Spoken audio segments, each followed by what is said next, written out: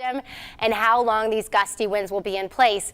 The National Weather Service has issued a special weather statement when it comes to elevated fire dangers across the area, so you will want to keep that in mind today. I know multiple areas have burn restrictions, so please be aware of what your local authorities are saying when it comes to any outside burning. This also includes fire pits and bonfires, and if you are smoking cigarettes, be careful as to where you drop those buds, as you may run into some issues with some drier conditions in place. Winds, not too much of an issue right now into the Central Valley, but we are watching those winds certainly start to pick up across the higher elevations. This is where we could start to see those winds this afternoon get up to anywhere between 30 to 40 miles per hour plus. So winds today going into your Friday going to remain the #1 concern. So this is just for your Friday, but winds tomorrow, even if you do not have severe weather that moves into your area tomorrow morning, like some of us, and we'll explain this in a minute, gusty winds are still going to be a major concern for most of us as we go throughout the day tomorrow, especially into the higher elevations where we do have that high wind warning that is going to be in effect all the way through 8 p.m. on your Sunday. Then as this cold front continues to slide through, we'll start to see a little bit of a break in our system, and we'll start to see those winds transition into more of a northwesterly direction. I kind of want to quickly talk about this, and we've posted this onto social media, but this is talking about the different levels that we have in place when it comes to severe weather. So at this moment for today, we still have a level 1 risk in place across parts of the plateau. I do not foresee much in the form of severe weather here across East Tennessee, but heading into your Saturday, we have a level 2 and a level 3 risk that is going to be in place. So let's read the level 3 risk. This is the enhanced risk. This means we could have numerous and persistent showers and thunderstorms. A few of these storms could be intense, and we have the possibility of seeing some isolated tornadoes within these storms. These could come from some supercell storms that are going to be coming in ahead of this main line. Once this main line moves through tomorrow night, it doesn't necessarily look like rotation is going to be as much of a concern, but when we have this initial line that's going to be coming through, there is the possibility that we could have a little bit of spin in our atmosphere.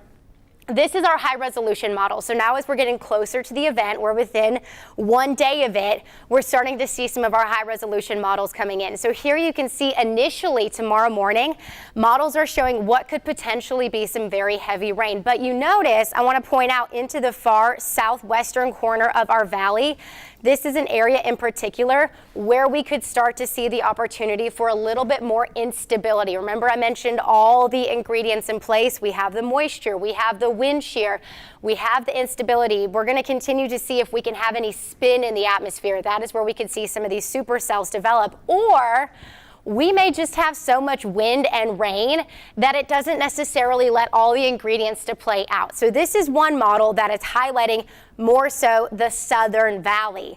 Our other high resolution model is kind of highlighting more of the plateau area. So it's kind of two different areas that could get a dose of the possibility of some rain, thunderstorms into the early morning hours. This model, our high resolution model, keeps the morning a little bit more on the wet side, just a little bit more general thunderstorm activity, may not necessarily be quite as severe as what we could have been tracking. But if we're not as severe in the morning, that's going to allow us to tap into more energy as we go into the later evening hours.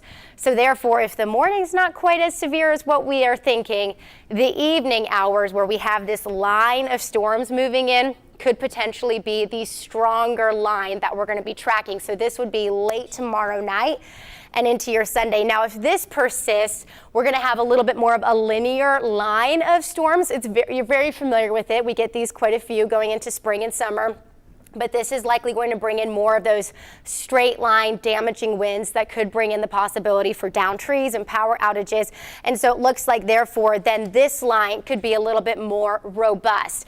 Then once this system moves out, Sunday morning should start off fairly dry, and we will continue to focus our attention on some quieter conditions. Now let me show you our other model. So this is one model. Now let me transition and show you our other model. So this model is going into your Saturday. and it's showing a little bit more of a robust line across the plateau. Remember, I kind of pointed out two different areas. This is an area in general where we could have some energy in place, a little bit more instability. We have the moisture, we have the wind shear. So the question is, will this be a little bit more of a dynamic area that we continue to watch? And then this model also, along with the high resolution model, showing that we could see perhaps a little bit more of an impactful system move through tomorrow night. Trying to be totally transparent here, folks. These are what our models are showing us.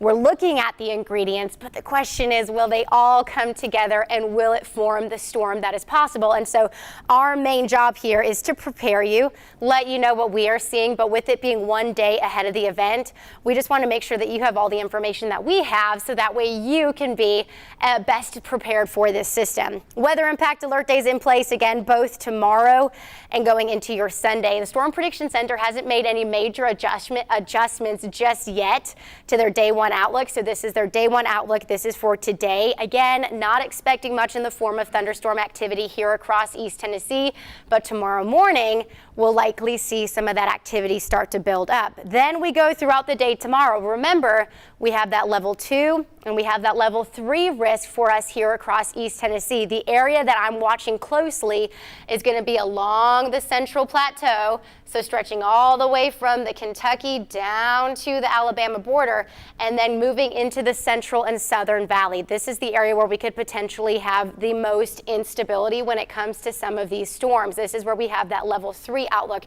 We're going to have another update to the Storm Prediction Center going into the early part of the afternoon, so keep in mind if anything changes, we'll be sure to let you know. And then we go into your Sunday. This is primarily if you have any travel plans for spring break. I know a lot of people like to head out to the beach, and if you are planning to travel this weekend, just know, even though our forecast here across East Tennessee is looking quieter on Sunday, the further you travel to the east, the better the opportunity there is going to be that you might run into some showers and thunderstorms.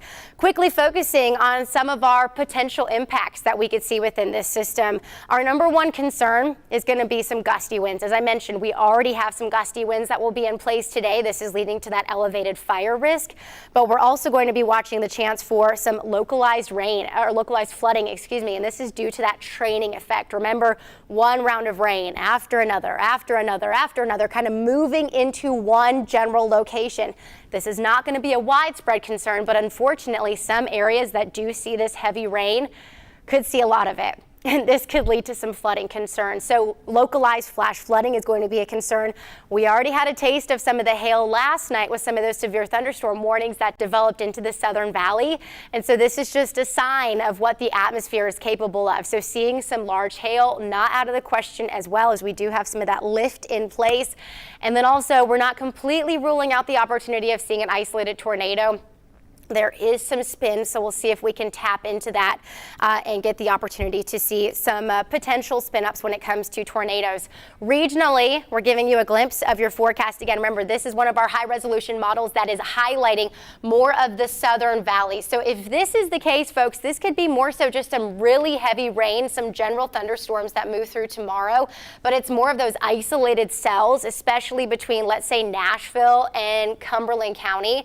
So right along Middle Tennessee and going into the plateau, and then even heading down into parts of Anderson, Morgan, Roane counties. This is an area in particular where we could see some of those stronger isolated cells.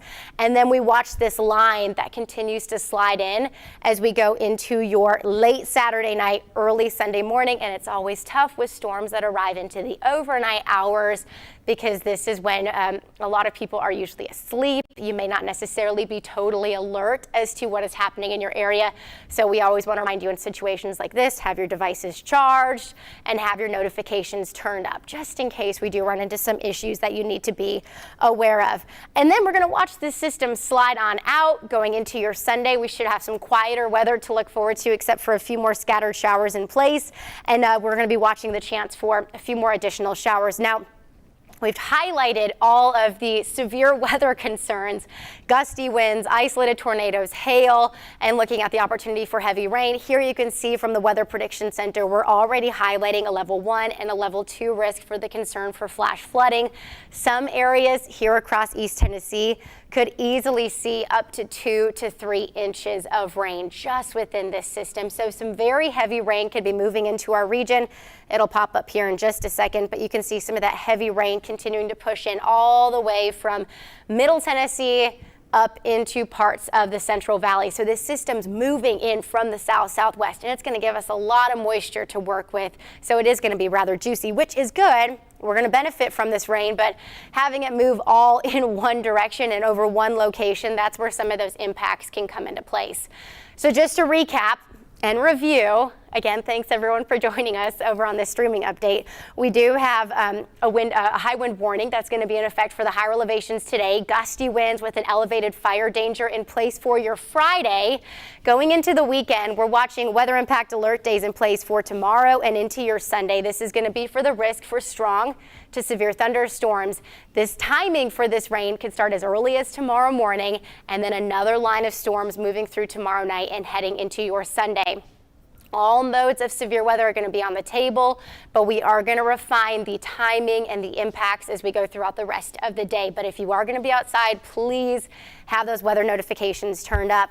Into next week, we have another opportunity for some scattered showers if you're heading out on spring break by the middle of the week. But first, we just need to get through the next couple of days.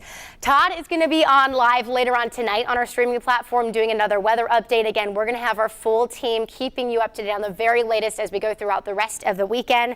But as for now, we hope you guys stay safe, stay updated, and if you are going to be out and about, you can always download our free app. You can just get it in the App Store, and that way you're going to get the notifications into the palm of your hand. Thanks for watching, everybody.